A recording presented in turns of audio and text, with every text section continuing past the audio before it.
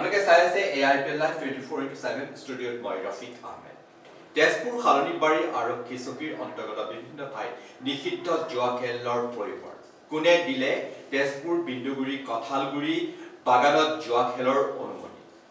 সাংবাদিকৰ কেমেৰাত বন্দী হৈছে নিষিদ্ধ জুৱা খেলৰ দৃশ্য। টকাৰ বাবে সামাজিক শৈক্ষিক পৰিৱেশ ধ্বংসৰ পথলৈ ঠেলি দিছে কোনে?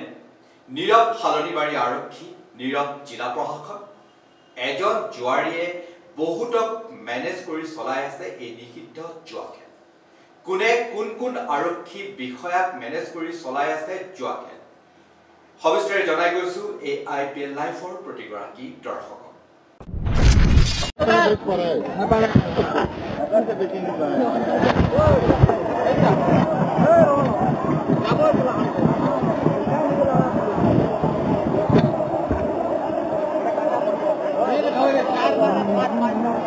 এক গোপন সূত্ৰত পঞ্চেদি সাংবাদিকৰ এটা দল ৰাওনা হয় বিন্দুগুৰি কঁঠালগুৰি বাগানলৈ, য'ত চলি আছিল নিষিদ্ধ জুৱা খেল। সাংবাদিকৰ গোপন কেমেৰাত জুৱা খেলৰ দৃশ্য আবদ্ধ কৰি অহাৰ পিছৰ পৰাই সাংবাদিকক ভাবুকি প্ৰদান কৰে জুৱা খেলৰ মাষ্টাৰ মাইণ্ড ক্ষীৰোদ ভূমিজে। কাৰ আশীৰ্বাদ পুষ্ট এই জুৱা খেলৰ মাষ্টাৰ মাইণ্ড ক্ষীৰোদ ভূমিজ। এই সমগ্ৰ ঘটনাটো হালনিবাৰী আৰক্ষী চকীত অৱগত কৰাৰ পিছতো কোনো গুৰুত্ব দিয়া নাই হালনিবাৰী আৰক্ষীয়ে।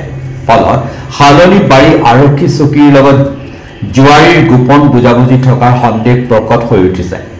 নৱপ্ৰজন্মক ধ্বংসৰ পথলৈ ঠেলি দিয়া জুৱা খেলৰ মাষ্টাৰ মাইণ্ড ক্ষীৰোদ ভূমিজেক গ্ৰেপ্তাৰ কৰিব পাৰিবনে হালনিবাৰী আৰক্ষীয়ে?